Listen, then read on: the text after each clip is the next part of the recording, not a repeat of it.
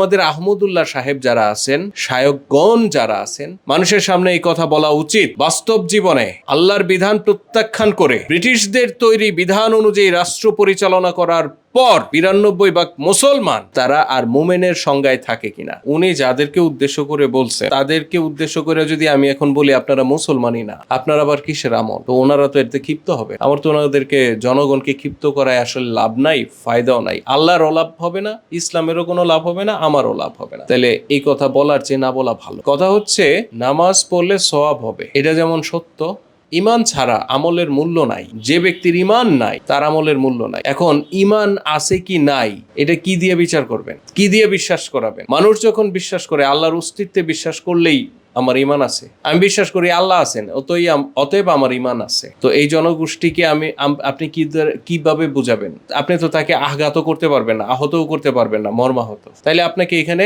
ইমানের সঠিক সংজ্ঞাটা তুলে ধরতে হবে, যেটা আমি একটু আগে বললাম।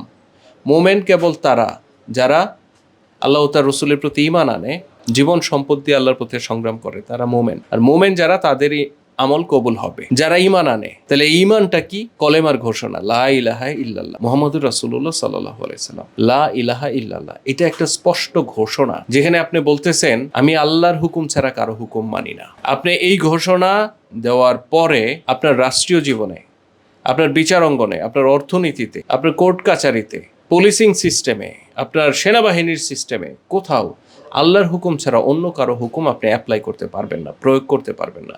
আপনি যদি সেটা প্রয়োগ করেন, যেমন আজকে যেটা ইন প্র্যাকটিক্যাল লাইফ, আমাদের বাস্তব জীবনে, আমি কিন্তু প্র্যাকটিক্যাল লাইফের কথা বলতেছি, আমি বিশ্বাসের জায়গার কথা বলতেছি না।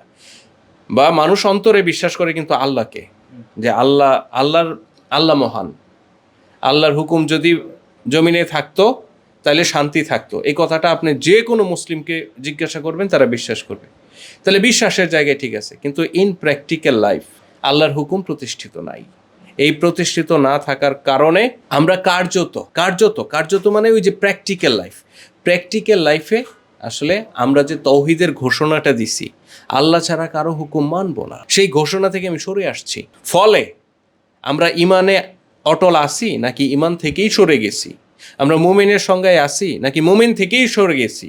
এই প্রশ্নটা শায়েখ আহমদুল্লাহ সাহেবদেরকে বললে ভালো হবে, ওনারা উত্তর দিলেই ভালো হবে। আমি উত্তর দিলে মানুষ ক্ষিপ্ত হবে, কারণ ওনাদের যে লেবাস, আমি তো সেই লেবাস ধারণ করি না। মানুষ আমার থেকে কেন ফতোয়া নিবে? তো আমরা যেটা সত্য বুঝি সেটা অবলীলায় বলে যাই। আমি মনে করি আমাদের আহমদুল্লাহ সাহেব যারা আছেন, শায়কগণ যারা আছেন, তাদেরকে আগে এই ভূমিকায় অবতীর্ণ হওয়া উচিত। মানুষের সামনে এই কথা বলা উচিত, বাস্তব জীবনে আল্লাহর বিধান প্রত্যাখ্যান করে ব্রিটিশদের তৈরি বিধান অনুযায়ী রাষ্ট্র পরিচালনা করার পর 92 ভাগ মুসলমান সেই দেশে এগুলা করার পর তারা ইন প্র্যাকটিক্যাল লাইফ তারা আর মোমেনের সংজ্ঞায় থাকে কিনা, ইমানের দাবিতে তারা অটল থাকে কিনা, এগুলা নিয়ে একটু অ্যানালাইসিস কইরা সেগুলা মানুষের সামনে তুলে ধরা উচিত।